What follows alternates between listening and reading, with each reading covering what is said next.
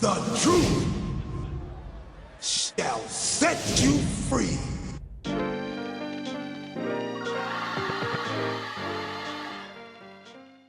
Oh, I just thought you was an electrician, boy. Boy, I was about to say that they trying to put the yellow and the red and the white, trying to battleship it. Okay, sorry. I'm gonna grow up now. No, you're not. Nope. It's too much work. That shit's not even as fun. Nah. It's all right. Yo, what's up? What it is, though, Popular Nobody, how you be? Hey, shit. I'm happy that we back. We are back. It's been a good minute. But it's all right. Y'all don't know how long it's been, but it's been a minute. Yeah, y'all figure it out later. Yeah, y'all will, because my hair done grew. When? It done grew. Shut up. Just don't worry about it. My hair done grew. Oh, okay. If you say so. My hair done grew. He done lost weight in his fingers. We making it, boys. Yeah, you know what? We on to something right now. We are back at it like a crack addict. Hey, I'm happy we back. We done because of the little hiatus due to work. You know what I mean, and busy schedules. But I think it was perfect timing because we had. I actually had time to get us caught up. Okay, well I'm proud. You know what I mean? I'm proud. So today episode, we gonna talk about how we gonna catch back up. Okay.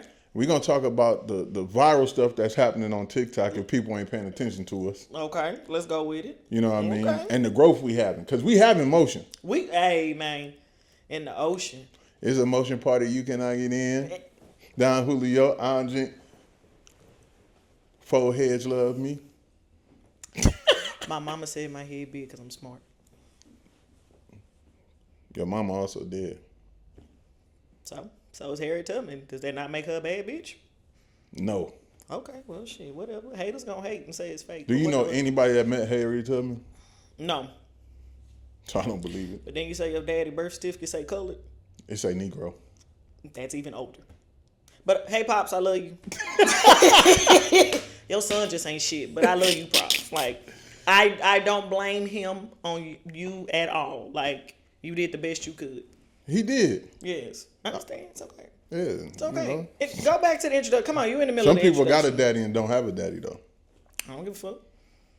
Oh, I was talking about you? Yeah. Because Father's Day just passed. What you getting? I just text niggas that I've called daddy in the past, Happy Father's Day. Elaborate. There are certain instances that you might call a man daddy. I think women with daddy issues will call a man daddy when they Actually, bent I over. have a problem with a man wanting to be called daddy. That's So what I'm why saying. you do it? It is certain instances. When she's being dominated. Or my legs are up like I'm getting my diaper changed, but whatever. Whoop, there it is. Well, do with that information as you will. That BS did not take long. Whoop-de-doo. Well, yeah, see, so now we back. This how we catch up with each other, you know what I mean? But Yep. more importantly, what you been up to? Shit, life is lifing, but you know I'm here. We rocking with summer now, so it's hot as hell, It's definitely hot. and I'm about to enjoy my summer. I finally was able to track down that new Hennessy drink. I don't drink, so I don't even. That's great. Well, okay, so in the Black and Southern Asian culture, Hennessy is a very good delicacy and a drink that colored people love to drink. And they came out with different renditions for the summer. So they got like a Henny Rita, a Henny iced tea, and a berry one. And it's been kind of hard to find because, of course, Negroes are going to buy them up. And I finally was able to find a bottle. So I plan on popping that. Okay. So that's what I've been up to. Arguing with people on our Instagram. Yeah. Arguing with people on TikTok. We getting some traction, though. We are pissing. Okay, well, I'm pissing people off. Yeah, I was about to say, don't put me in. No, she always trying to put me in her mess, and then, yeah, she arguing with people on TikTok and on Instagram, and I'm just sitting back watching. Yes, but that's only because we haven't done enough to where they get to see your ignorance as well. So you are allowing me to be the scapegoat, and I'm okay with that because it's getting us the traction. But once people really find out to a certain extent that you also be on the fuck shit, I think, we will equally become villains. I think if they just pay attention, Yeah. they will understand. I don't think they paying attention. Okay.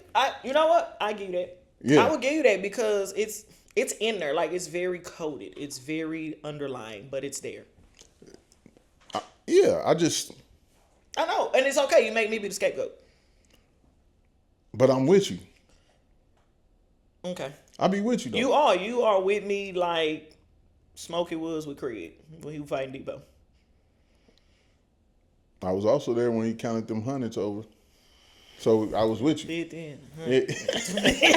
Exactly. Like, yeah. Okay, it's all right. Or, you might be Day Day. I don't know which one's the worst character to be. I'd rather be Day Day. Why? Because Day Day was at least funnier. Whoa. He was funnier. Whoa. Listen. Whoa. He was funnier because he was more like a real cousin. Okay. Like, I got cousins that remind me of Day Day. Okay. Well, I don't know your cousin, so I'm going to reserve my comments, but no way you finna say Day Day was funnier than Smokey. No. All right. That's your opinion. Okay. Well, you know what they say about assholes and opinions. Yeah. So, well. Anyway. But why you arguing with people? Well, because they don't like certain things that I say. One of our ones that done went like a little viral, I would say. They didn't like what I had to say about us using separate gas stations for Republicans and Democrats because they keep trying to say gas is the cheapest it's ever been. In my years on Earth, I have never personally seen in Texas. Now, you're from California, so that's different. But in Texas, never really seen regular unleaded almost $5. Or it was $5 at one point. In my whole 35 years of existence, I've never seen that in my life. And people kept saying, well, this is the most expensive ever been. I mean, this is the most cheapest it's ever been. But I Googled it, the U.S. Department of Labor and Stats. And they were like, yeah, during Biden's administration, it was up for one day. Yeah, so coming from California, we have traditionally seen high gas prices, right? But one day I went to fill my truck up. Yeah. I put $60 in there, started my truck up. That motherfucker burped. Yeah. I said, where'd that gas go? Shit. Yeah, it had me rethinking some things. It made me go look at my tires and see that I need new tires because maybe I could get a little more gas mileage out of it. But yeah, this gas prices was crazy. And, I love the clip. The clip is hella funny. So if you haven't seen that clip, go check that clip out because that clip is hella funny. And the thing about it is, I think people want to get on there and they really want to argue politics. Y'all, this is pure jokes and pure satire. I never sit here and proclaim to be whoever the popular black folks are that comment on politics. I don't have a clue. And I keep it a point to not have a clue. When it's time to go vote, I got a couple of friends. Hey, bro, who down with the bitches and hoes? And that's all I need to know. Somebody else tell me who to vote for. And I go about my business. But I also keep friends who are like-minded. So, because somebody going to say, well, you're not making up your own mind. Don't give a fuck. I keep like-minded people around. So when I say, hey, who down with bitches and hoes? I keep friends around. We kind of all want the same things. So you going to tell me who to go vote for. I just don't have enough time. And I'm not finna sit here and argue with nobody about politics. Yeah, nah. I don't give a damn. The grass is blue as long as it piss you off. I believe that. Yeah. And that's where I'm at with it. It's like people are like, oh my God, the comments are just funny. She's uneducated. Okay. You're special. I know I am. Somebody literally commented like, shut your bitch ass up. I was like, you first. Like, so for me, it's like, it's funny to me because you're interacting. You're engaging. Yeah, you're doing exactly what we need you to do. That's all I want you to do. I just need to throw something out there to piss you off and to shock you enough. So that one right there is doing pretty good on TikTok. And if you want to go look, feel free because people are on there pissed off. So you taking the Charles and White approach? No, not really. No. Yes, you are. For that. That's shock bait. That's you rage baiting. I'm rage baiting in the comments, but the clip, it was pure satire. I said that shit to be funny. If you want to take that serious and be like, oh, well, let's bring back colored water fountains. Okay. Damn. Somebody said that? Plenty of them are talking about, well, we might as well go back to segregation. I'm actually okay with that. Segregation fucked black people up more than anything. Because we were thriving in our own things. Damn. But that's a whole nother soapbox. So I tell everybody, Martin Luther King and them just wanted us to have equal rights. I don't really think they wanted us fully. Anyway, because, baby, segregation fucked us up more than it helped us. Okay. Damn. But our TikTok, we about to start a TikTok page. Yes, indeed. For the pod. We got the Instagram page for the pod. Yup.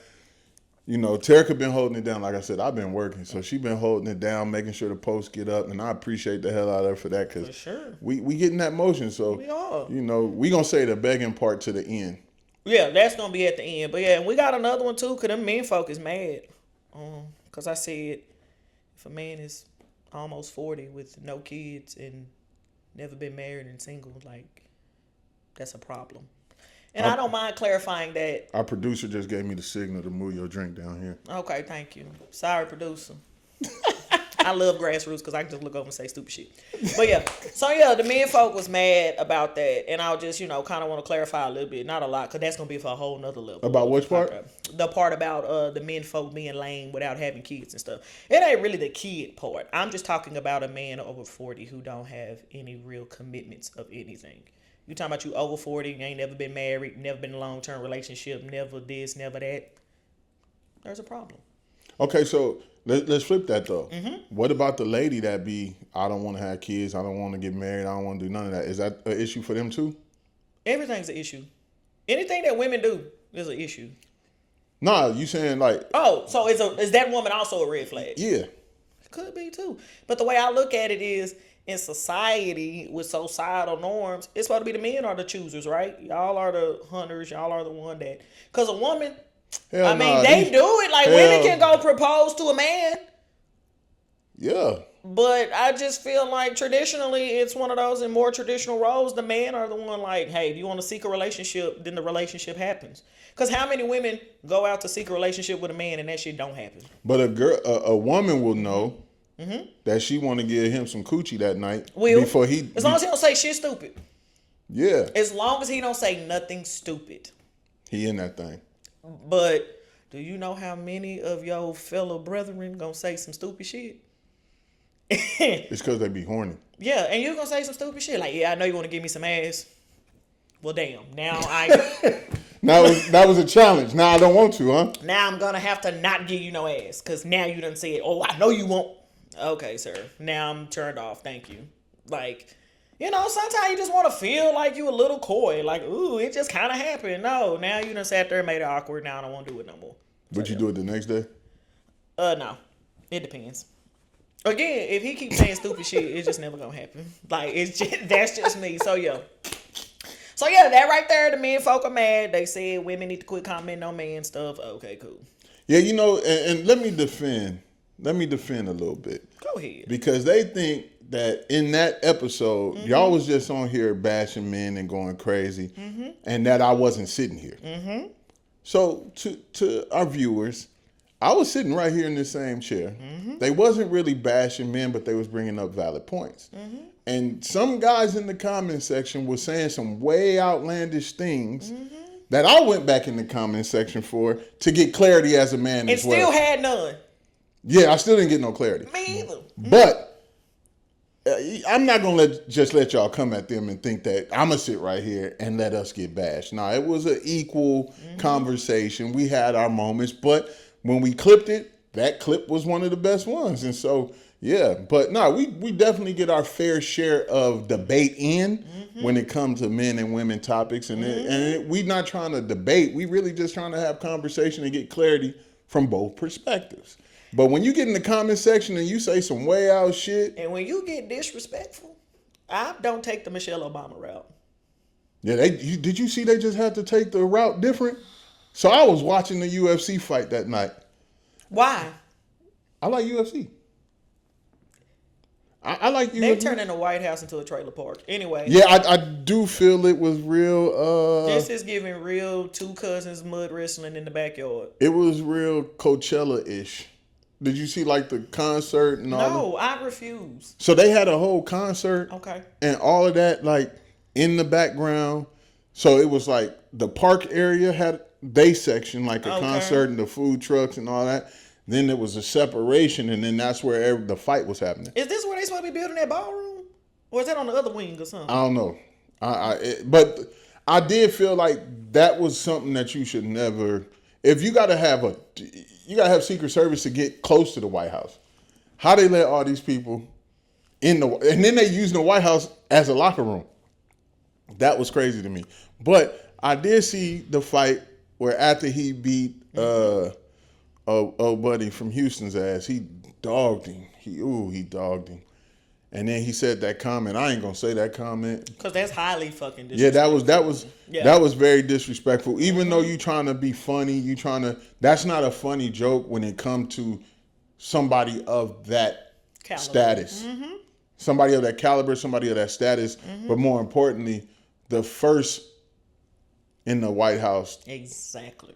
And gave us representation. Exactly. And one thing that I did admire, though, the audience did not bite. Yeah. The audience was kind of like, whoa, what was that about? So I did catch on to that, and I respect the hell out of the audience for that. I do feel like it should have been other people having some conversation around. Baby, because where is his endorsements leaving? Where is all of this stuff? I just think the problem that I have with this administration and his followers, they done got too comfortable just saying whatever come to mind, and the consequences aren't really there but I just don't understand what the Obamas do to where they always on the tip of y'all tongue. Because wasn't that a few months ago when they were monkeys? Yeah. But and the thing is, you were doing a UFC fight. Our first lady and our president were never UFC fighters. So why the hell do they have to come up in conversation? They weren't even there. They don't even care. Like, and to even go with that, my thing is Hulk Hogan is who this guy mimic himself after. Like, that's what I picked up on, right? But at the end of the day, you don't have to do that to get your point across of your character. but the thing is, But that was your true character. but Hulk Hogan got fried. Yeah. Like, it was like, baby, that's the only person I know recently, well, him and that other dude who stuck his neck out. But y'all done sat there and, baby, Hulk Hogan did not get the pomp and circumstance that I guess they thought he should have got. Because even some of the white folks was like, nah, bro, he did, okay. Yeah. Because I think some of them are definitely learning, like, okay, even if I might agree, I'm going to shut my ass up. Because, again, shut your ass up. Like, I'm really big on that. If there are certain topics that even as a black person that I don't agree with that's happening with another black person, I will shut my ass up before I badmouth whatever that black person is doing. Because you know why? Why? Growing up as an African American, you're always told, mind your damn business. Baby. Get your ass out. Mind your business. Stay out of grown people's business. So when you see stuff in regular life, it's embedded in us to just mind our damn business. It was fun. I got a homegirl and I told her, she was like, Turka, like, I just love, the black culture and stuff. Like, I just feel like, I said, great. I said, you want to know the number one lesson? The first lesson I'm going to teach you about being black.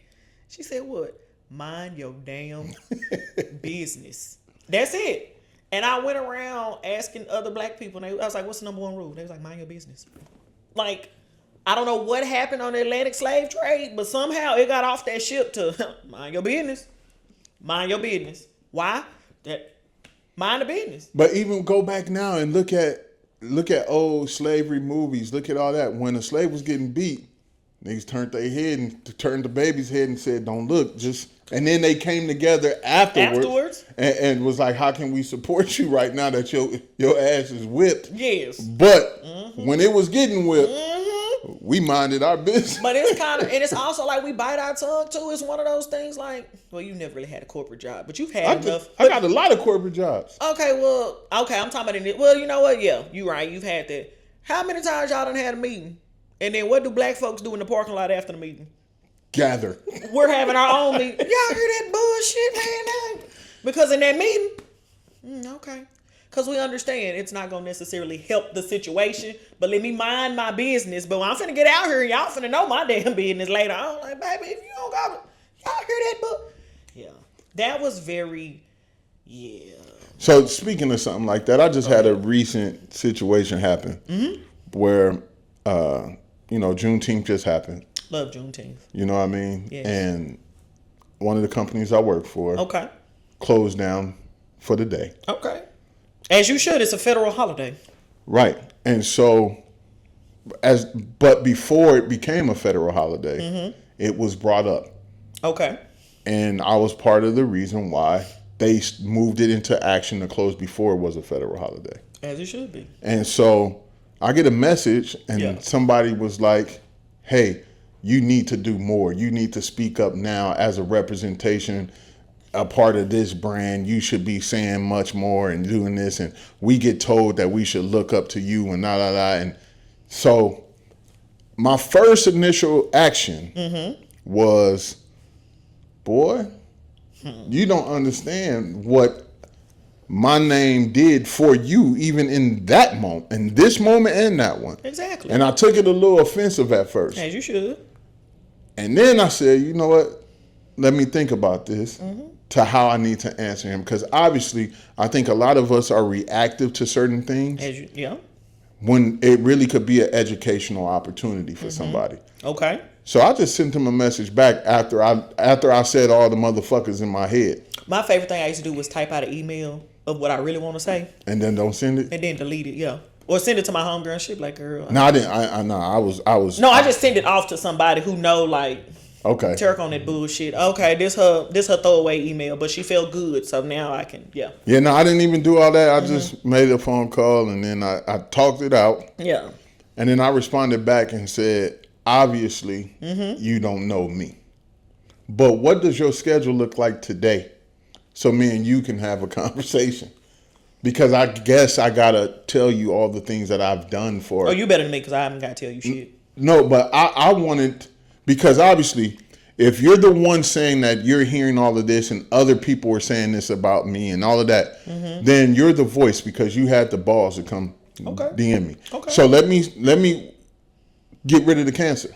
Okay. Let me educate you on not only just who I am, but the journey that it took for me to even have to opportunity. And I sent the message and Buddy never hit me back. So obviously it wasn't that important. Well, first of all, I applaud you because in all the companies that you work for and work with, you are pretty high up on the food chain. And so me personally, I don't respond to shit like that anyway. I mean, it was the same when I was a teacher. A parent, well, you don't do this, this, and this. Baby, I control the grade book. I don't give a fuck what you say. Have a good one. And I go on about my business. Yeah. So I appreciate you for at least being humble enough and approachable enough to be like, hey, you want to do this? But you also knew people got a lot of courage behind a keyboard. A screen and a keyboard. These are the most audacious and courageous people. But most of the time, if I say, hey, you want to come talk about it? Come on, let's go talk about it. How many people going to really come sit in your face and want to talk about it? Because the ballsy motherfucker going to really come sit and talk. And we gonna have an understanding, or we're not. So yeah. Yeah, he did respond and say with, yeah, you correct. I don't know who you are. Don't know much about you. Google. But what is being told? Google. He could ChatGPT it. Google. He could Google. He could ChatGPT. He could YouTube it. Or guess what? Rule number 1 in black community: mind your. Because yeah, you're not finna sit here and tell me what I'm not doing enough of. But again, I can understand it because my background is education. So I literally have had parents, well, you don't do enough to help my child. Well, man, when I told you I needed your child to do this, this, and this, that didn't happen. When I asked for this, this, and this didn't happen. When I asked for this, this, and this didn't happen. So what more do you want me to do? Some people don't understand though, like the work of a teacher, the work of a leader, that work is typically done behind the walls. Yeah. Because we hearing what's happening outside of it, and we have to go do the fighting inside of it. And once we do the fighting inside, people don't realize that we are actually sitting back and it takes a mental toll on us. Because you're trying to beat shit into people that don't understand. And Netflix ain't going to teach you. Oh, even better. Best instance I had where I was told that I just didn't do enough. I had this kiddo. And then I realized this kid probably should be in special education. So I talked to the assistant principal who was over that caseload, and they were like, oh no, that parent rejected it. I said, excuse me? You rejected special education. Okay, cool. Because the kid was supposed to be in like the highest level of special education. Like they have like least restrictive environment. So that's like inclusion. That's somebody come in there. Or it's a resource room where you and about 10, 15 other ones, y'all over there. It's kind of like content mastery type of stuff. Gotcha. And then you got life skills where it's really like 5 of y'all over there and we just learning how to work the cash register and stuff. Like it's you're at school, but you're not learning. You're learning how to just survive as a person. Damn, I think I took special needs class. Well, I'm with proud the of way you. you describing it, I think I took it. Yeah, well, yeah. Like, no, but I'm talking about this your whole career. Like, they might be teaching you how to count money. Like, Oh, no. no. I took home like ec. home. No, Okay, nigga, good. not home ec, no. Hey, Like, let's no. But you gotta keep in mind, I worked at a middle school. So if you're in middle school and they teach you how to count money and stuff like that, like, keep in mind, like, and they have to make goals. So if your goal is just to be able to count out $1 in quarters, nickels, and dimes, They had to teach you that. they gotta, but you gotta work to build to that. So that's what I'm saying. Anyway, come to find out, this kid was supposed to be in that level of the class. So I'm like, oh, okay. Well, I teach 8th grade math. So if you're supposed to be here, how am I finna get you through Pythagorean theorem? But either way, so I would hit up the parent. Hey, I know you don't want to do this, but can I do this? No. Okay, well, can I do this? No. Okay, but can I do this? No. Because meanwhile, I'm trying to set your child up for success. I'm doing everything. Right. Like I'm in a classroom, one-on-one, working with that one student while I still got 30 other ones in here I got to attend to. I got a friend that'll come in and do it. The kid would come to tutoring. I would send home notes pre-filled out. So I would give them they random notes and I would give him a copy that I done already filled out myself. I'm doing everything. And the kid was not passing. And I guess the parent thought that, oh, well, they well behaved, so give them a 70. No, I can't give them a 70. I can't tell you what they have mastered. Mm-hmm. I've even asked for something as simple as, can I give shortened assignments? And what that means is, if you're supposed to do 10 problems, if they do 3 of them, I can take that as a full credit grade. Damn, they do that? Yeah. And baby, don't get me started on our special education laws. But that's a thing. So I was like, can I do that? No. So you rejected every single thing. And so then when it didn't yield the results that you wanted to, you requested, I need my child moved because Miss Such and Such just done gave up on him and she ain't done enough to help. Baby, I'm trying to tell everybody, that miss in front of my name and that degree on that wall saved a whole lot of people. Cause they not saving their ass on the internet, I tell you that. Oh, it ain't. It ain't. But she going to. But because, like certain people test your gangster. Yeah. Like, because you're standing in your companies. You testing my gangster, but I got to pay my bills. Yeah. But if we was regular on the street, you wouldn't do that. The regular on the street open that DM and, boy. Baby, I used to tell everybody, you might want to stay on the Shaterica with the master side. Because Shaterica from West Dallas, Texas, 2 different people. So I called HR and said, I'm going to take this write-up, so I'm going to tell you what I'm going to say. As you should. That's what I did. Hey. I just said, I'll just write it up now, because I'm going to just go. Because as long as you get ahead of it, that's all that matters. Like, I need y'all to I used to have done that a couple times. Excuse me, I done hung up on this parent. Y'all just get ready for that phone call, and I'm going to sign it. And matter of fact, you can go on predate it, because I'm pretty sure I'm going to cuss her out again. So, because... You like double up. Burped. But I feel like some people you definitely... ate broccoli? Yeah, no, I didn't eat broccoli. But I just feel like some people just test your gangster. And it's like...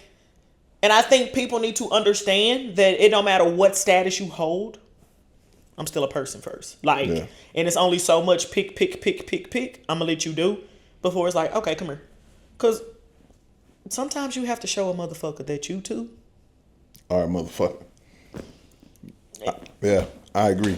Look, my baby, again, so when that parent said, she ain't done enough, but principal asked, what you want to do? I want them out my class. Done. Thank you. So you did enough at that point. You didn't think I did enough? And I did all of this and you rejected most? Baby, there's a place in hell. Go to hell. Speaking of Texas education. Yes. I got 2 other topics around Texas education. One. Let's go. I just found out today. Yeah. That kids can now sign up for online school so that they don't have to go into a building no more because it's a shortage of teachers, so buildings are being schools are being closed. For sure. So now they offer online. For sure. That's scary. That is. Because think about all the babies that from COVID that had to learn online. They still suffer today as adults or young adults. Yeah. No, I think the babies at that time, I think they just entered pre-K this year. Or like they're like first grade or something like. No, just think about the kids that was like in junior high transition into high school. That high school. Oh yeah. You know, like they struggling right now because they don't even have the attention span. They don't have the social skills. Like they don't like being around people. Like I think that's when we seen a flood of the antisocial type kids, and it's like, damn, bro, you don't even. Still to this day, you don't see kids outside playing. No basketball court is filled. No nothing. It's a lot. I was a teacher during COVID. A teacher during shutdown. Horrible. Trash. Literally one of my last years in the classroom, a parent told me, "Oh, my child did so good during COVID school." I said, "Man, I'm not gonna lie to you. No, they didn't. Literally, they told us to pass everybody." And I didn't even work in this district, but I guarantee you that they was told to pass all them kids. Damn. Literally, you are told like you can't fail them. Like why not? They haven't done anything. But they want to guilt you. You're trying to tell me that child didn't do nothing worthy of a passing grade? No. Literally, if they opened the document and hit submit, that was enough to get a 100. See, this is the stuff that they ain't tell us about. But I try to tell everybody like COVID school is a joke.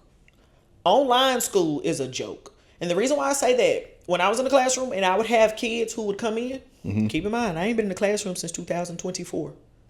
Really 2023. I would have kids who walk into my classroom and it's your first time being in the classroom since COVID shut down. Damn. And I was like, what have you been doing? Oh, I've been doing online school. Baby, you ain't been doing nothing. All right, go sit down. Because I'm already knowing. Because the way that our school system is set up, we don't breed critical thinkers. No. You don't breed them. And I was a pretty exemplary student. When I went to school, I was a nerd. I was all that. Shut up. Don't want to hear nothing. But I was a nerd. I was smart. I was that. And when I went to college, one of the first college classes I really failed was an online class. Why do you think that is? Hell, I didn't know how to do no damn online class. I'm used to sitting in person, talking to somebody doing this. When it comes to online, you have to have a certain level of discipline to do an online class. And this is me as, it's like 19, 20. That was my first online class. Baby, you got to first remember to log in and check the damn class. I failed because I forgot to check in and look and see what the hell I had to do. You got to look at that syllabus. You got to figure out due dates. You have to. You're the teacher. These students don't have that structure. Yeah. They've been spoon fed every single thing. And so that was my biggest argument. I was like, y'all have made us spoon feed these children since they were teenagers, 3, 4, 5 years old. And now you want to say, oh, they can do it on their own. How? They don't do it when I'm right there looking at them. And that's me in their face. That's me tapping them on the shoulder. Baby, wake up. Do this. Do that. That's why. That's why it's shortages now. Yeah, I feel like too, like the student is not prepared enough to be their own teacher. No. Like, and I think the element that you just brought in to the conversation of saying that at 19 or 20 years old, you failed that online class, but everything before that was you talking and communicating with your teacher, getting clarity, having classroom discussion. Those are critical thinking skills because you're learning from everybody in the room. And I think when you remove that element, like you said, you lose a lot of life information because now you're learning from everybody's experience and everybody's thought process. I think that's to me, that's the beauty of being a teacher in the classroom. And now the thing is, gotta tell everybody, there's not a shortage of teachers. There's plenty of them. Yeah. We just not doing this shit no more. But it's plenty of teachers. Yeah. It is a list of certified teachers. There's a gajillion teachers. Nobody want to do that no more. Behaviors are so horrible since COVID. These kids, they didn't have those social skills, right? And what do you got now? A whole lot of keyboard warriors. Yeah. So now you want to talk all this noise behind here. What they want to do, they want to put these phones in their faces. They wanted to give all these kids all these Chromebooks. Now what actually is happening is they seen this school year, oh, test scores got better. Literacy got better. You want to know what they did in Texas? Banned cell phones. They did do that. But it helped. But when I was in my classroom, I banned cell phones. You could not have it. Yeah, I remember we talked about it. Because you had to. It's a distraction. You worried about who fighting on TikTok, who is dropping nudies, who is doing this. They fighting in the bathroom. You worried about too many things when you need to be worried about A squared plus B squared equals C squared. But you worried about everything else. These kids are so hyper-stimulated all the time. That's why their attention span is 30 seconds. Mm-hmm. Even when you get on TikTok, you want to post a video.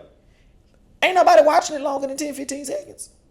Yep. That's the attention span now. And so it's like it didn't set them kids up. And you got to think about it. These kids not playing outside. Definitely not. But even worse, just think about this. How many of these kids are walking around with hoodies on in 90-degree weather? So they can't even regulate their body. I'm so serious. Like, it will be... I have friends like 21, 22. We going out shopping and we outside at an outlet mall. You got on a sweatshirt. It's 105 degrees. Why do you have that sweatshirt on? Oh, I'm chilling. In 105 degrees? Yeah, with a sweatshirt in Texas? They house stink because they laundry gotta stink. But they can't even regulate body temperature. And I'm just thinking about, like, these kids can't regulate. And I'm like, what? Growing up, my mom would beat our ass if you step outside in a jacket. It's 100 degrees outside. Yeah, if you don't go put some shorts and a t-shirt on. Because she didn't want to have to deal with it. But they be fine. Speaking of going into the other topic of the school side of it, in Texas, we just had a big old case. We just had a big old case in Texas where a young man poked another kid. And when he poked him, unfortunately, the kid was unalived. Mm-hmm. And from my perspective... Go ahead. Them kids was bigger than him. Mm-hmm. Would it have been a fair fight one-on-one? Probably not, because they knew jiu-jitsu. Mm-hmm. But, once again, kids are afraid to get their ass whooped. Mm-hmm. And when somebody verbally tell you, put your hands on me, and watch what happens. Mm-hmm. That's a kid that's taught at home. Mm-hmm. Don't let nobody put their hands on you. Mm-hmm. So you did try to warn. Mm-hmm. And then after you do the situation, you didn't run and hide. You ran for safety. Mm-hmm. Now, how can we watch this on TV and understand that this young man ran from self-defense, ran for safety? And I know people going to sit back and be like, how can y'all say it was self-defense? How can you this? How can you that? The reason why you could say it's self-defense is because of the actions afterwards. Mm-hmm. Because if it was cold-blooded murder, he would have kept running. Mm-hmm. Right? Mm-hmm. And so then, for me as a parent, I'm fighting to get my kid's case moved out of that county. Baby. Because speak on it. You don't have any fair shake in that county. Mm-hmm. Especially when the judge is seen in a photo with the pops. Y'all laughing, joking, cigars, and whiskey. Man, you already know what kind of get down that is. And it's sad to say that you got to do these type of things to get your kid a proper just due. And I'm not saying I'm, all for the fact that he should have got off. Mm-hmm. No, you unalive somebody, you got to serve some time. But when we go back in history and look at certain similar situations, the penalty of those crimes was lesser than what this young man got. I also don't agree that a young man that committed crime at 17, goes to trial 18, 19 years old, is mentally or physically ready to go to the state penitentiary to deal with these grown predators. A day later. Like, you're grown. Like, yeah, send him to, to the smaller jail or the youth authority jail to where he could stay there till he's 25 and then get moved over. Or if he shows signs of maturity, because you're mentally beating somebody up at such a young age when you're sending them to somewhere that in California and a lot of other places, I'm sure, call it gladiator school. Really now? Yeah, because when you think about it. The Coliseum, yeah. You're going to, Yeah. They're chained in. Yeah. And then they hit the yard, and what they do in Gladiators. You gotta fight. You gotta fight. And so for the rest of this kid's 35 years, he's going to be at a disadvantage. And then the only other advantage he got is solitary confinement. Which is not better, Khalif Browder. But not even just that. Think about the mental side of this kid being locked up. He's not going to be any mentally ready to come back into society at the age of 49 or 51 because of the fact that he had to, at a young age, be locked up 23-1. That's a crazy scenario to think. That's not rehabilitation. Not at all. That's also not justice. And it's not fair because fair goes back to other penalties that other people got for something very similar. And like I said at the top of this, it's not about, oh, I'm sitting here saying he didn't deserve to go to jail. No, he deserved to get any time. But 35 years is a little extensive for a crime that was committed in a self-defense case or a case of a kid being told, don't let nobody put their hands on you, don't get bullied, and this and that. Now, again, let me preface this. I'm not a political person, and I am not a law expert, but I did look up the definition of first-degree murder. First-degree murder means your intent was to kill. It's you thought about it, you understood all of that. I'm finna go kill. Versus manslaughter.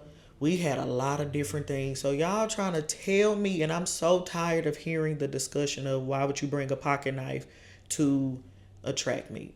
Why would you have a pocket knife at school? I'd have been a teacher. A kid, because I used to have my students put their backpack on the wall. They all got their backpacks one day, and I was on my planning period or whatnot, and I'm walking my classroom, and it's a pocket knife. It fell out somebody's backpack, and the blade was already open. So we're not finna sit here and pretend like why they got a pocket knife. Like that's something so far-fetched. Right. Like that's not a far-fetched thing. If you were to go through that school in particular, or any school, guess how many pocket knives you would come out with? It's more popular than people think. And again, a pocket knife is not a weapon. It's a tool. And if I had a son who had a daddy around, he would probably be carrying a pocket knife. But even think about this, though. Yeah. A vape is not allowed at school, but how many kids got vapes at school? Exactly. First of all, guns ain't allowed in certain places, and how many of us got them?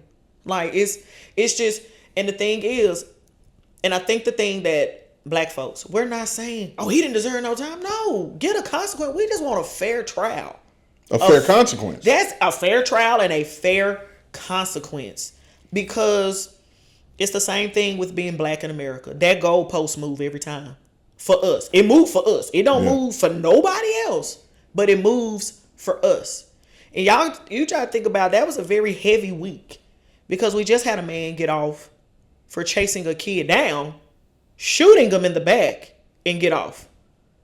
I don't know about anybody else, but when I took my license to carry, they said if the threat is running away and you can't shoot. That's exactly, murder. that's murder. Yeah. Because if you're threatened, they're running away from you though. So the threat is leaving you. But if you're going to actually go chase them down, you was hunting. You was hunting. Mm-hmm. But they got off. And that's the thing. Our poor baby up here didn't have that complexion for protection. Because how many times have we seen in the news? You got a young man, you go to a protest with a weapon. You drive up there. You felt threatened.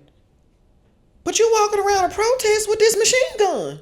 How do you feel threatened? If anything, I feel threatened. And you unalive 2 people and we let you go. Collin County, a few years ago, had a kid who suffered from affluenza. Have you ever heard of that? Affluenza. They came up with that. The defense We're going to have to figure out what that word I'm going to is. tell you what affluenza is. Okay, yeah. The argument was that kid, don't quote me on it, but the kid did I think somebody got killed with a vehicle, something like that, whatever, right? Got killed in a vehicle, all this other stuff. And this was up in Collin County area. And the defense was the kid is so rich that they don't understand consequences of their actions. Because I think the kid unalived some people, and then they were supposed to stay home. it was part of their probation or part of whatever it was, and the kid left the house and still doing whatever the hell they want to do. So that's called affluenza. You are so affluent that you do not understand consequences. And shit. they allowed that, and that kid got hardly anything. So, and I don't know how many people know it, but for sure in Texas, as a black person in Texas, we do understand that Texas is racist. Yeah, still. The Klan still has very much active chapters. Like, they're not like probably, well, they might be hidden within the big cities, but definitely in them little small towns right outside these big cities. Oh, they there. Oh, yeah, so of course. when I heard, oh, we still in Collin County? Why didn't nobody want a motion to move this? Because you're not going to get a fair trial. Okay, cool. Because we're always told, and I'm pretty sure you've heard that before as a black man, why y'all got to make everything about this? Why everything got to be, okay, cool. We're going to trust the process. Mm-hmm. But then when we do jury selection, and I heard the jury, I said, excuse me? 12 Caucasian people? You telling me in Collin County, you couldn't find 2 niggas? And I'm not trying to be funny, but you couldn't find 2 of us? First of all, the African population in Collin County alone, not necessarily saying that would have been a help, but think about this, because I got a cousin right now, Omar. Shout out to Omar. He's serving a life sentence. I remember you talking about him, right? For conspiracy or murder for hire. Murder for hire, yep. Okay, and as black people, this is another thing that happens. When we see that jury duty paperwork come in the mail. I ain't gonna lie, I will. So, my rebuttal back to you and to educate us watching, we got to stop throwing that paper away. We do. Hey, man, that's a free day off work. At minimum. Because your job gotta pay you. Yeah, right. And I gotta go. It's a free day off work. And if they pick you, you get all that. Baby, because my niece got a friend. She was on the grand jury and she was excited. And she was on that mode for like 2-3 months. And you get paid for every day you there. Yeah, so she was like, can I be a professional juror? So that's what I'm saying. I know growing up, I know every person that I heard, they like, damn, I hate jury duty. I don't want to go do this and da da da da da. But then we get on the news and complain when just due is not done properly. I get that, but I find it hard to believe that none of us showed up to jury duty. Yeah, I feel like because of the case and because of the public view of this case, it's hard to say that didn't nobody show up. Yeah, I don't think, but again, you don't ever know what the case is when you get there, but I just find it hard to believe. And then it was the fact that you struck teachers from it. Why would you take teachers away? Even if they would have been Caucasian, why would you take teachers? Why do you think that was such a big part that they probably ain't talking about, but you as a teacher being in the school? Because a teacher can prove bullying. A teacher know what bullying look like. Got it. And it's not necessarily bullying because, again, I don't know the whole story. They were told they might have known each other before, might not, but it don't matter. In that moment, the teacher would have been able to definitely been like, but look at the size of this kid. Look at this. Look at that. Because we see it. We deal with it. And I think the thing about it that I found to be crazy, and I got so tired of when you showed the kid who's unalived, y'all want to show this nice boy with his hair parted off to the left and his little football thing. But every time we showed our baby, it was a mugshot. When these kids had totally polar opposites existence, even in school. One of them was an A honor roll student, no discipline record, none of that. But that wasn't brought up. Yeah. But the other one, he had discipline issues. Like, this ain't no, and I just find, again, that goalposts move every time when it's us. Goalposts is fine any other time, but when we find a way to do that, it's us. And I look at it too, like, I'm with you. You can identify bullying, right? You can, but from my understanding, from what I researched, they did have prior situations. Okay, like I said, I didn't fully. I heard they had prior situations. I personally stayed away from it because we in Texas. That baby wasn't gonna get a fair shake. Period. Yeah, it's sad, but it's not even just in Texas. Yeah. When you really look at what goes on in America in general, corporate America, a lot of us don't get a fair shake. Oh, which brings me a question. Go ahead. But you know what I mean? Like, like you say, the goalpost is always on a damn dolly. Yeah. And it's moved when it's necessary for it to be moved. But also on the flip side of that, like, I do blame the parents too, though. Okay. I do blame the parents because if that was any of my children, as a parent, I'm smart enough to say, this is not going to be fair. At all. Right? Damn, trusting the process. I'm finna do my best to work within this process first. And and hey, lawyer, let me help you. I found this picture of the judge and him chilling. We got to bring this up. So it's like certain things, like there is negligence on the parents, but it's also negligence on our system. And I don't think that, we see it sometimes as African Americans as where the parents can mess up. Because, that's your baby and you want to believe the system, you want to trust the system, but you also know where you live. And you also know how unfair things can be where you live. My question to you, as a parent, I want to hear a parent perspective. How does that make you feel as a parent? Because you're a black man. You have black kids. Done pretty well for yourself.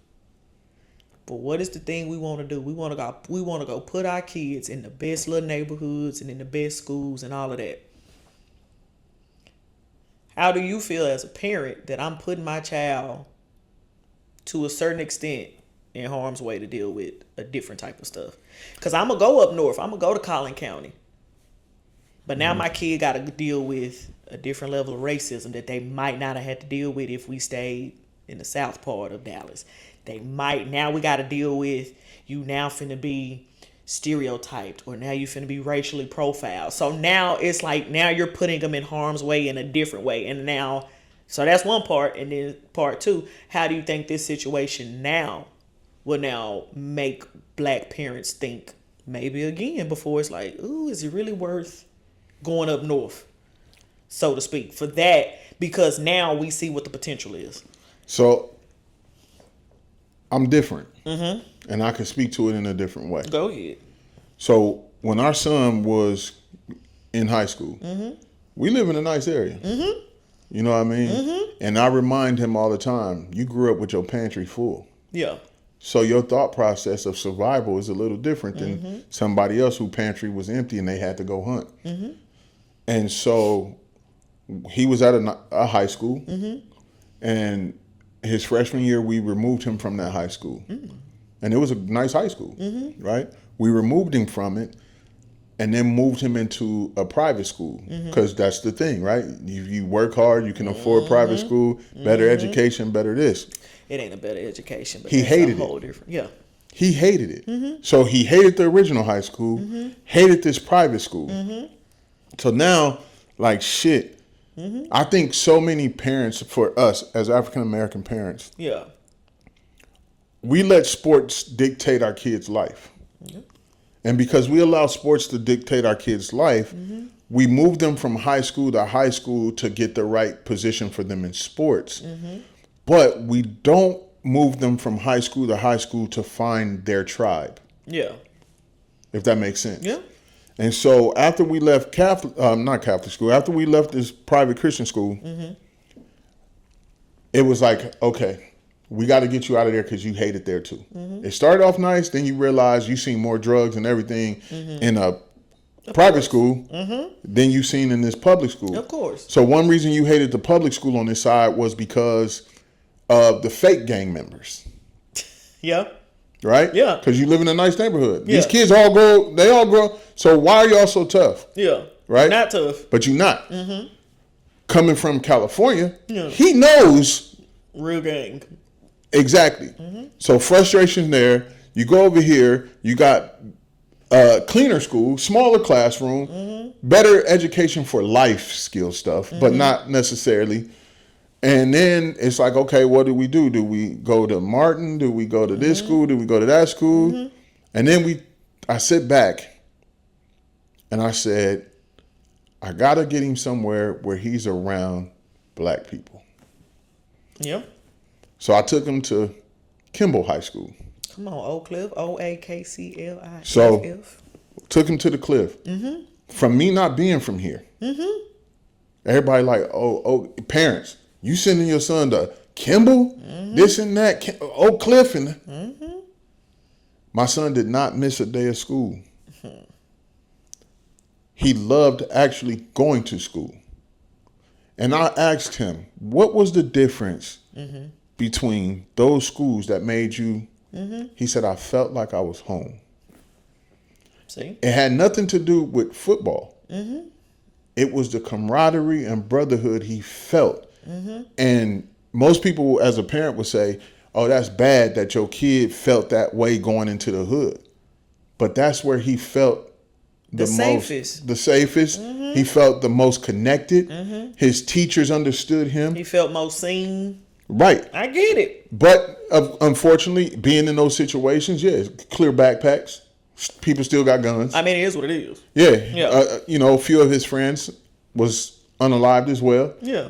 His time in high school, which was traumatic for him, and still he suffered from that. Yeah. But at the end of the day, those gave him different life experiences. So then, of course, as a young man, he's going to go through certain things. And I always say it goes back to the parents. How do you pour back into your kids? Hey, do you need therapy? You know what I mean? Hey, what can we do as parents to help you get over this? And I think for us, we're programmed as parents to take our kids away from that to give them a better life. But when you go do that, they lose sense of what they really are. Something that my mom told me, and it still stick with me. She said, son, no matter how successful you are, you still a nigga. Baby, and Kanye West said it, which is very crazy. And all falls down. So it don't matter if you're in a Bentley, you still a nigga in a coupe. Yeah, you know what I mean? And so when I put my son in those situations, or our son in that situation, I seen the kids smile. I seen them having fun. I seen them laughing and joking. The friends that he made at Kimball, he has more friends from Kimball than he actually has from the other two schools that he went to. Of course. You know what I mean? And so for parents, sometimes as African-American parents, we don't have to take our kids there. Sometimes you just got to teach your kid how to survive in a new environment, but also let him know the hunger that you need to have, you're not going to find it in them other schools. You get around the kids that's hungry, and they're going to teach you how to hunt. They're going to teach you a lot of other things. Does it come with bad shit? Yes. But as a parent, your daily job is to teach, program, train, retrain. Because of what society is giving our kids, because what the internet it is. When your kid walk out of the house, when they come back home, we as parents are facing the internet. We're facing the school system, the judicial system. We're fighting pornography. We fighting all of those temptations, drugs, everything. So it's our responsibility to do our job as parents, to raise our kids the way that when people walk up to them, you want them to say, damn, you did a great job with these kids, even though they come from those situations. And the name on my son's high school diploma did not stop him from going to college. And I also think too, and I could be wrong, but I done kind of did a little bit of research too. Also when you're dealing with black children in the school system, that pipeline to prison is real. Yes. It's a pipeline, but I feel like when you are in those more predominantly non-black districts, I feel like that pipeline is a lot more curt and it's way more in your face. Because I seen somewhere that a black parent had their child in this predominantly white school, and the kid ended up in alternative school for being tardy. And it's like, but in your head, it's like, but down here, because I've only taught in black and brown schools. Yeah, it's a problem, but it ain't gonna end up in alternative school. But I feel like when you go to those schools up there, every little thing you do is now, oh my God, it's blown up 1,000%. You have a shoving match with somebody, now all of a sudden, oh my God. They want to call the cops, press charges, do all this. So now you're seen as a criminal with stuff that hasn't even, it's like, okay, y'all scrapping. Where we come from, a fight gonna happen. You either gonna dap up at the end or somebody, but either way, it is what it is. But I feel like things get blown out of proportion so much when it's in those other communities. Yeah. And I think, me personally, because I don't know, I don't have children, but I asked my friend, I said, friend, how you feel about that? Because, y'all won't We want our kids to have something different. She was like, I was really big on my kids gonna be around black folk. She said, we're gonna be around black folks that got something, but it's gonna be around black folk. And so she was like, I don't care what neighborhood was gonna stay in, but your schooling was gonna be around people who looked like you. And she was just like, because and I thought about it myself. I was like, if I had kiddos, would I want to do the same thing? I probably would want my kids to go with kids. You're not gonna have kids. Well, it don't matter. If I did have coochie fruit. Or whatever I adopt, whatever. What did you just say? Coochie fruit. What is that? Fruit. I know we're having a serious topic, but what fruit born from your coochie. Coochie fruit. What does a tree do? Grow. The way you just said it so fast. Coochie fruit. Yeah, I didn't. But anyway, if I had to have that, I would just think to myself, would I want to put my kid in that type of environment? And if I did, I would want to really prepare you, because I feel like as black folk, you got your whole life to be racially profiled. You got your whole life to deal with racism. Do I really want it to shape you at that age? Versus you can kind of be around people who can kind of understand what you do and how it is, so you're not seen as a threat. Because we black folk, we talk with our hands. Yeah. But you do it too quick around white folk. Oh my God, what are you jumping for? Man, I ain't even doing it. But do I want my kid having to be 5, 6, 10, 15, 18, having to still explain their blackness to people? Versus, do I want you to get real solid within yourself so then I can prepare you enough for when you go out into the world, now you know how to deal with it. You know, and even just to kind of piggyback off that too, like, look at some of these high school football coaches, right? Baby. When you look at a high school football coach roster, typically certain schools may have one African American coach on that roster. And all the kids that's African American and some brown gravitate to that one coach because he knows how to communicate with them. That's your uncle. Yes. That's your granddad. That's your cousin. I know. Yeah. Do you identify? They're smart enough to identify, like, this coach don't rock with me, and he don't know nothing about me. Don't know nothing about what my family going through. But I could go talk to this coach, and he'll know what I'm talking about. And I think that's a problem too, because when you do have these kids on these teams, there's not enough representation as coaches for these kids to actually go talk to and communicate. Because it's one thing to have your kid come in your football office and sit down and sit on the couch and talk to you, but it's another thing for you to get up and walk that kid down the hallway and put your arm around him and just listen to him. I don't think that happens enough either when it comes to that sports side of high school as well, because it's a lot of confusion on this coach gonna get my kid out. No, he not. He not. The coach got a whole list of his homeboys. We seen it in the judicial And if system. they got to pick. Yeah.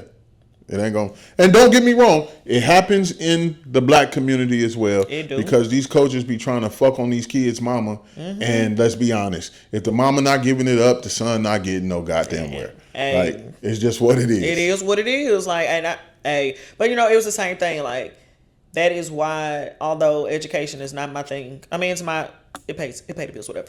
But that's why I've always chose to work where I work. I never wanted to, and I have plenty of friends who are teachers, and they are out there in the Collin County area. It won't ever be Shaterica. Nah, I couldn't see you. But the kids would adore me. They would. They would adore me, and like for my I got one friend. She's a basketball coach, way out there, up there in the different area, and the black kids gravitate to her. And she got to tell them, like, baby, we black. We don't need bronzer. What are you doing? You don't need that. But some of them out there are misled. You thinking, baby, you don't need to wash your hair every day. We don't need that. But some of them need that still, you know. And I'm like, that is great for those up there, but I'm down here with mine. Yeah. Where I can understand that. I done had kids. And when you get to know them, they just want, can I get a hug? And it's like, damn, all right, come on. But that's the way they feel loved. But also, they mama died when they was little. So they don't even have a woman. They don't even hug. have that woman energy. I don't give a fuck what you mean them comments say. Womanly energy. But still, like, that little nurturing piece, it's, please grow up. See, we can't ever, you right.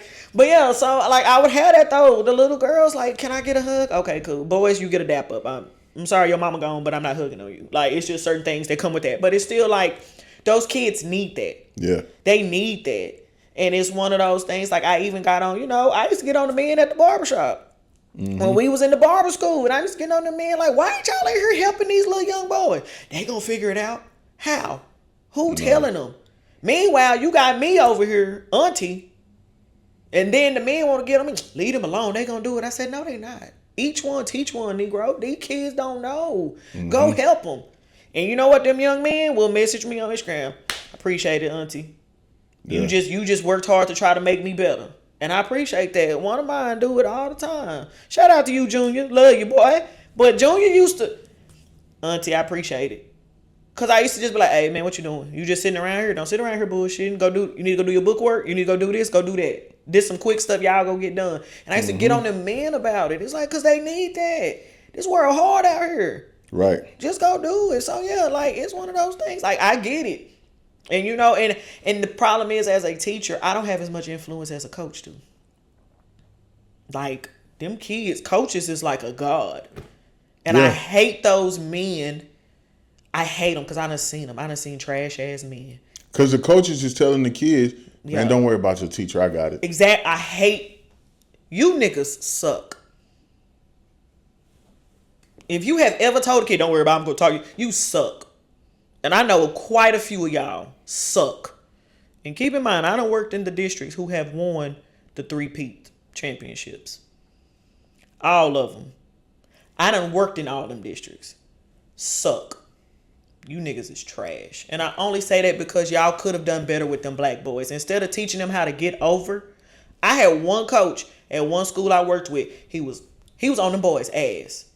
He was not selling the NFL dream. He was not selling the NBA dream. He would tell them boys, use them white folks' money to go get a degree and better your family. He not preaching, go to the NFL, go to that. I've been in education for 10 years. You know how many students I got in the NFL and the NBA? One in the NFL, one in the NBA. Damn. Out of 10 years, one in the NFL just got drafted. But he went round 4. And one in the NBA. Do you know how many kids I done seen in that time period? But one. Yeah, that's why it's called the 1%. But when I say that to them kids, you just a hater. Okay. But I just feel like coaches hold so much weight, and I feel like enough of them abuse that, or they don't use it for what it's supposed to be there for. You are a mentor. Yes. Unfortunately, whether you sign, a coach is more of a mentor than a teacher is. 100%. If the coach is doing it right. If the coach is doing it right, yeah. I want to be like Coach such and such. I want to be like Coach such and such. Yep. I said to kids all the time, I say, y'all look up to these damn rappers, but do you know how many of your teachers in this hallway that overcame some shit? Young boy ain't the only one who done been through some shit. If y'all sit up and really ask y'all teachers what's y'all story and stuff, you look at it. My kids used to love hearing my story. Because I looked like, ain't this new. Yeah. I got my tattoos. On my birthday, I come in with my grill in. Because they needed to see, like, it's okay to have duality. Yeah, and that's what I say for even, where I work at. Yeah. They got to see me. And when they see me, they don't expect me to be a director or an exec because the way I dress, the way I present myself. But at the end of the day, I have to show them all the time, like, this is who I am, this is how I'm coming to work, and you could do the same thing if you apply yourself. And if you have the conversations that lead you to that type of situation. And I think, I don't think they are told that enough or shown that enough. Not at all. Like, I ain't got no grill because I ain't from Texas, but... You should probably get you one. Nah. It ain't got to be real. Just get the clip in. No, I need a real one. If I'm doing it... Okay, well... Hey, you know what? You got that Johnny Dang money. You can probably go to Johnny. Go get iced out. Man, listen. I vote for it. Listen. Let's go. All right, you gonna sit me on here? We just need one. You know what? You should grill out your gap. Okay. That was too far? Okay.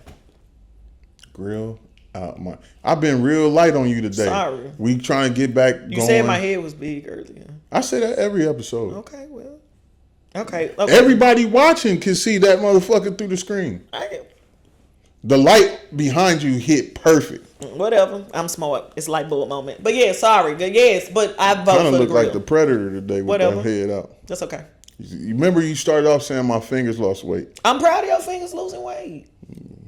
Sorry, but yes, you should. I vote for a 6-piece bottom. All right, maybe one day I'll rock the body. Okay, sorry, you ain't got no grill because you not from But Texas. no, Okay, what I'm yes. saying is, like I tell people all the time, they like, why do you still work at the schools, or why do you still travel and talk to the students? I said, because they need to see representation of themselves when they're coming into this industry, that they're not really seeing the representation of themselves, and not at this level that Yeah. I'm doing it at. Yeah. You've seen successful hairdressers, you've seen successful barbers in the hood, but if that's the only place you've seen them, that's the only place you strive to go. Yeah. Where I'm speaking in front of thousands. I'm leading companies. I'm building companies. I'm doing all of this. So now it's not just about being the barber in this space, but now I'm global. Yeah. And you could be that too. And I think that's what I want people to understand, why I do what I do. Because it's important for the representation of us to show up in these buildings to say, it doesn't stop when you get your license and get to the chair. You can go further. Well, but I think it's plenty of representation of you in a barbershop, but I think it needs to be presented a different way, because you can go in a barbershop right now up the street and you can find a nigga that look like you. Yeah, no, that's what I said. But I'm saying it needs to be shown that representation can also be different. Because I remember when y'all was trying to implement dress code and the brothers was mad, and I was like, I don't see the problem. I don't want to really sit up and talk to nobody with his drawers hanging off his ass. I don't want you over me cutting my hair and you smell like weed. Yeah, nah, nigga, Like- blunt breath mouth, Like fingers stink. Yeah, and it's like, but I don't want that. Yeah. Like, so I'm saying, like, yes, like your representation, but yes, definitely that at a higher level. But they also need to know that not all hairdressers is gonna show up with a bow tie and suspenders on either. Yeah, nah, not that either. Like, I show up as me. I show up as a part of my culture. You know what I mean? I represent my culture really well when I'm on stage, but more importantly, I speak education. Yeah, as you should. And I speak to the youth of like, listen, man, it's a whole lot of chili out here. How do you want to get your chili with your cornbread? Because if you're just looking to get the beans and rice, Hey, man. you gotta sauce your bowl up. You know what I mean? And so that leads me to another topic. Go ahead. I see you got your 1996 NBA draft shirt on. Yes, indeed. You know what I mean? The draft just happened. Yes, indeed. We talked about education. We talked about school. We talked about the case. We did all Sure. of that, right? And it kind of all ties back into part of this as well, is that, do you feel like these young boys getting all this money at 18, 17 years old should go through like business professional classes and financial literacy? And if so, who does that fall on? Absolutely. Now, when you say business professional, you mean like how to conduct yourself and have decorum, like how to give interviews. And Yeah, look how to dress. at a John Morant interview, Anthony Edwards interview, and then look at I can't. Tim Duncan interview. Okay, I hate the Spurs, and I'm not gonna lie. I feel like Tim Duncan's slow. But even look at a Kobe interview. Okay, I can do Kobe because Tim Duncan, I hate him, and the way Tim Duncan talk, I used to be like, "Can y'all please quit asking him questions?" I'm gonna say, look at LeBron. Look at So- at AI interviews. Baby, I love practice. Sorry. Ugh. But see, he wasn't. Yeah. But he was just saying, like, do y'all not see what I do every night? Mm-hmm. And it's okay for me to have a day off. Mm-hmm. So, but yes, they definitely need those classes. Only because, and that was one thing I appreciated about Prime. His football players, he gonna tell you the game.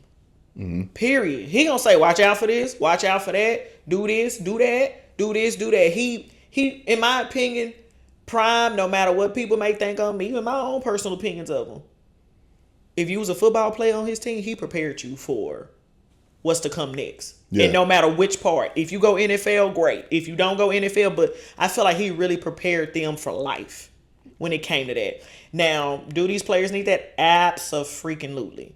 Yeah. These guys are getting a boatload of money getting thrown at them. And nowadays, I could be wrong, but I don't, again, this was my era of basketball. These new kids, they not in the league that long no more. No. Why? Like- But it's because of what they doing. Yeah. Messing up with money, Stupid. acting crazy, Showing guns. Just, buying cars that go 140 miles per hour, and you can't. where you gonna ever drive that? But that's what. I So know. to me, I feel like. But I feel like that's always been there though. I watched the Kevin Garnett documentary and I was a KG fan. He was like, yeah, I had cars and all this other stuff. But they still got longevity. Yeah. They money still long. Shaq, Right. Kobe. But see, think about Shaq. Yeah. Shaq had a military father. And did not play with him. And think about Kobe. Yeah. Kobe had a dad that was in the league. Yeah. So he had like those guys in that era. Think about Ray Allen. Love Ray Allen. You know what I mean? So when you think about the mindset of those great players, it's who right now is, we don't really have it. And if we do have it, we're not seeing it yet because they're not being developed. What I would think, and I could be wrong, and they might have it, I really think it would be cool if the NBA had like a mentor program. And like we get these OG legends who sign up and mentor these young cats. But do you think for like a year or two? Do you think the ego of the young player today is going to stop that? Yes, it ruins a lot. This generation, they ego. You ain't accomplished shit. Yeah. And you so cocky. Yeah. And you haven't struggled. And yet all of a sudden you got it out the mud. Your dad is Carlos Boucher. Like, you know what I'm saying? It's like, but here's the thing. Steph Curry didn't come in the league like that. No. But look, he had his daddy. And his brother. Seth. Y'all didn't come in like that. Y'all didn't come in like, we got it made. Kobe didn't come in there like, oh, I got it made. Like, let's go. Because they was taught hard work. They was taught discipline. They was taught how to show up with energy, effort, but they also had the business side of it. Of like, Kobe had that ego. Yeah. But he could back it up. You can't say shit to me. But his ego was also the other side of that. It's like, well, why you not working as hard as me? Because you're not going to outwork him. But I think my favorite basketball players are the ones who talk that shit and it don't matter because you can't stop it.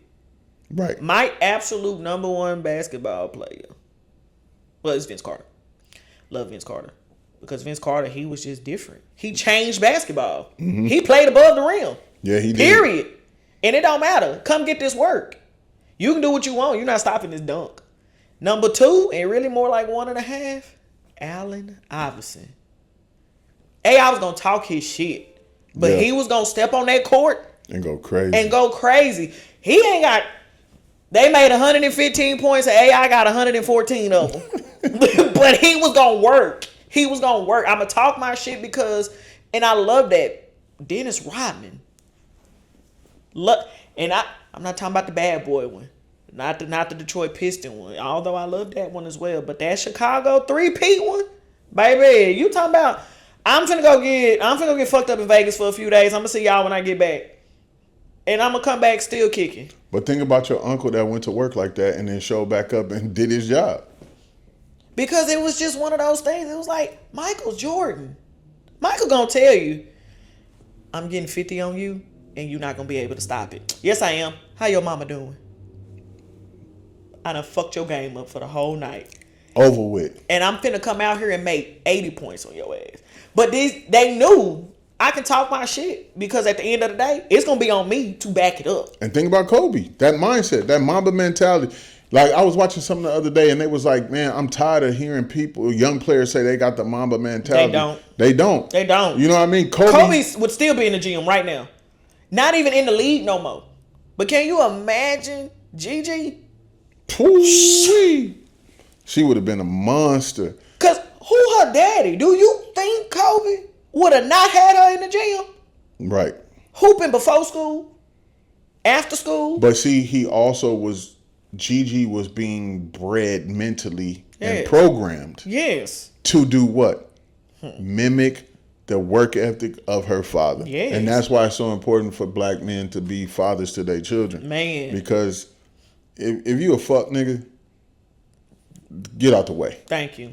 But sometimes you doing more harm than good. Right. And I hate to say that, but it's the truth. But if you a stand-up ass dad and the relationship with the mama don't work and all of that shit, the kid had nothing to do with that. Go make the relationship work with the kid. Because the kid need both, the mama and the daddy. Mm-hmm. You know what I mean? Because they both provide something different. Mm-hmm. And when you come to sports, you see the difference. Ja Dad is just different. But it's because he wanted the fame. Please don't talk about them because I hate the balls. The LeVar Ball, he was a great marketer. But only one of his sons really panned out. Melo. Who? Melo. You talking about with shoes? Because on the court, what is he? Never mind. Not on the court. He decent. Yeah. Okay. Jello, you made it, and you still stealing stuff when you in college. Let's get over that. But you know what I mean? Yeah. So it's like, but it goes back to you raising kids that want to be thugs that don't have to be. And so just accept the fact that you're a nice ass kid with a nice ass house with a nice ass mama and daddy. Steph Curry ain't never pretended to be a thug. No. Never. Kobe never pretended to be a thug. On that court, he was just not to be played with. Hey, and Afro Kobe was a mother. Ooh, the baggy jersey when he hit you with I loved Afro Kobe. Yeah. I loved Afro first contract with Adidas Kobe. Like, that was my favorite. That was my favorite. He was tough. Yes, but even with Shaq, and what I could appreciate with Shaq and his kids, Kobe basketball. But did you watch that documentary they had on Netflix about taking over Reebok? Shaq done straight up told his son, "What you going to the league for? You don't have to." Shaq was like, "I done all of this. What do you want to do in the world? You don't have to go play basketball." Shaq pretty much was like, leave that for somebody who need to make a different way for their family. You don't need that. Yeah. Come do something else. I respect that. Do you not see what it did for me? Like, yeah, it made a better life, but I was away. I was missing this. I was missing that. It ain't worth it. And his son still was like, I'm still going to try. And Shaq was like, all right. Yeah. Go try. Because you can't tell, you just got to sometimes back away. Yeah. You know what I mean? Sometimes you just got to back away as a parent. Yeah. But I definitely think, just going back to the top of this with the question. Yeah. These kids with NIL money and all of that right now, I feel like they need to have a team. Yeah. A management team. But also a good mentor. Like, I feel like every team, y'all got some people who randomly sitting around who wouldn't mind taking one of these youngsters. Because think about it, you're not getting that many rookies. No. So you only get what, 2? 2 or 3. 2 or 3. You only need 1, 2, 3 little legends. Yeah. Because imagine if somebody really wanted to sit up and talk to Reggie Miller. In whatever organization you was affiliated with, whoever the new Pacer, your mentor Reggie Miller. Mm-hmm. Go sit and talk to Reggie. Reggie gonna tell you the game. Cause Reggie's still out here. Money still on. He ain't went broke. And he's still doing commentary. Exactly. How to do this. If you Shaq, you got 2, 3 different teams to choose from. Whichever one, I'm pretty sure he would pick Lakers to be affiliated with. But just a mentor. And it ain't like, I don't got nothing to gain. I only got to do this for a little bit. But I need to guide you as far as what you're doing with your investments. This, and that. Now, let's not say we ain't forcing it upon you. But if you want to go talk to them, you got that option to go talk to them. Like, I really think that would help. Yeah, let me educate you. Because you still need that team, but I think they could appreciate it more if I'm talking to somebody who done this. Yeah, and that, so for me, I look at it in my career. I try to take as many people under my wing as possible until you show me that you don't want to fly with me. You know what I mean? Hey. But I just think, like, the leagues need to step in more. Shout out to my boy Headache Smith. He out here. He was on Netflix. He got it's called Bad Sports. I'm gonna have to look at it. Okay. Yeah, he shaved points. Okay. At Arizona State. Okay. And so he's the reason why sports gambling in college is the way it is, because of him. Okay. But that's my dog. Like, I'm gonna see if we can come get him on the couch. You know what I mean? That sound good. Okay. Yeah, he a hooper. I work out with him. Yeah. And he talks shit to Strat every week. I love it. He be talking shit. Nigga, Strat deserve it. He be telling him, little nigga, this what you got? That's it. And Strat deserve it. Yeah. So. Hey, Strat. Shit. So yeah, you know what I mean. Yeah. But I definitely think that there's a lot of opportunity in all the systems, because this is something I've been speaking about when I've been on the road. It's systems. You'll never beat the system, no matter what the system is. Won't. It's designed for you not to beat it. Yep. But if you can find your way within the system, exactly, you can find the most success out of the system, because you have made a way. Yeah. And so, I enjoyed this conversation tonight. We came right back to some real. Hey, man. You know what I mean? And I just want to say shout out to the NBA class of '96. In my opinion, this is one of the coldest classes. Where you get that shirt from? Temu? No, it is this website. It is a small black business called Fuck the Hype Studios. Okay. They in Houston. I buy plenty of graphic tees. Like, me and the person kind of on a first name basis. If I'm emailing, they're like, oh yeah, you back. It even be something, I'll put something in the cart. They'll message me on Instagram. Oh, we see you just made your order, so fuck the hype, man. Fuck the hype? They got my size? They do. They make gorilla size, yeah. But you got gorilla on your necklace, so like that's not that was slick. Yeah, thank you. No, they make, you know what? I'm gonna buy you one. Yeah, I like that one. Hey, bro, they got some. That heat was on basketball. There. Yeah, That was elbows, dunk on the nigga, pushing, balls in your face. Yeah, that was it. Don't get me started on basketball now versus. We'll say that. We'll say that with headache. Thank you, because I cannot watch basketball now. I cannot. Yeah, we'll say that with headache. Because why is a 7'2" nigga shooting threes? Why is a 7'2" nigga out of breath? But that's why he can't jump in the fourth quarter. I don't know, but that's neither here nor there. Why is everything a foul? Why you got to cry to the ref? Why is it a 140-point game? You want to know why? Because everybody's shooting threes. Yeah. Nobody would have gave Shaq the ball to shoot a three. You didn't want that nigga shooting your free throw. Let alone him over there. What the fuck are you? No. Big men played big men. Yeah. Wilt Chamberlain would have never been out there on the arc. That's why Karl Anthony Towns went to work on his ass. But we'll say that for We're going to say that for because I promise you, basketball is my absolute favorite sport. And I was in love with the game. But I cannot do it. But yeah. Yeah, it looked like you played in the WNBA. I mean, I didn't. Never got picked last, though. Never was good, but I never got picked last. So, whatever. Sure. And it's also 30 years to the WNBA.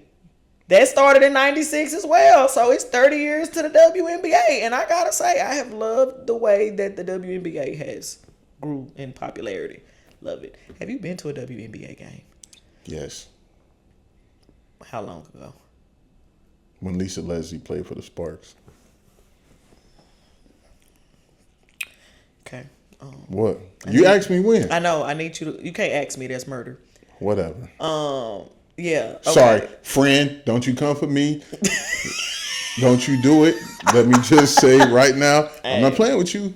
I'm just saying. But no. So you got to go to a recent one. Like, the girls be hooping now. Like, well, we got a media pass, so we could go to the game. Bro, let's go. Because I'm telling you right now, the way that the women hoop now remind me of this basketball. No, it can't because they don't dunk. It don't have to. Go watch Asia Wilson. She a dog. Bro, the Aces in general, they are so physical. Yeah, I watched it the other night. Last year I went to the game. It was the Wings versus the Aces. And this one we still had Dejanay and her and Alyssa. Did you go like in this month? I did not. See, either way, but it was when Dejanay was playing and Alyssa had just got traded. Baby, they was beating the shit out of each other on that court. And I was like, y'all, at some point, is this foul or domestic violence? Because this is getting real. But in the WNBA, it's definitely domestic violence. Well, they were also dating at that time, too. That's what I'm saying. It's definitely domestic violence. Baby, that girl took an elbow, and she was like, get your ass up. But I was like, damn. Like, I promise you, the WNBA now. Okay, we got to go check again. I'm telling you, Aces and the Wings. All right, we're going to go check a game. Let's go check a game out. I promise you. We're going to look up the schedule, see when we can catch the Aces. I promise you, the Aces are... Asia Wilson is a dog. Okay, bet. We're going to check that out. Yes. But look, you already know what time it is, man. We got to get out of here, but... We do. We back. We back. We getting on our schedule. Make sure you check out our Instagram, our soon-to-be TikTok. Make sure I check out our YouTube. But this is not my part of the show, so I'm going to pass it over that way because you already know what it is. So you already know this is the part we're gonna beg. I need you to like. I need you to share. I need you to subscribe. We are on Instagram. We are on the YouTube. We even got it on Spotify and Apple. Yep. We got all that. So go look at us, Business and BS Podcast, and we about to have a TikTok. So just come on, fucks with us. Come argue in the comments. Yeah, come get in that comment section. Come argue in the comments. Send it to somebody else to argue with them. Like, it's just come on. There's something for everybody. It's something for everybody. And my bad, I missed my opening line because it's been so long since we did it. I missed the line way at the beginning. I'm sorry. Well, say it now. We'll put it there. I got you. Well, before you come in here, right? Well, it's too late. Y'all already been in here. But hopefully, before you get all the way in here, all the way next time, get right with the God you serve, okay? Because hell is hot, y'all, and we go to hell. We did good, though. We didn't go too far this time. I'm proud of us. But next week, hell to pay. Woo. Let's get it. We're going to get to the chili. Hey, thank y'all for hanging out with us. We appreciate it. But yeah, y'all already know where you can find us. She already told us. Did. So yeah, come argue with us. Until next time, y'all.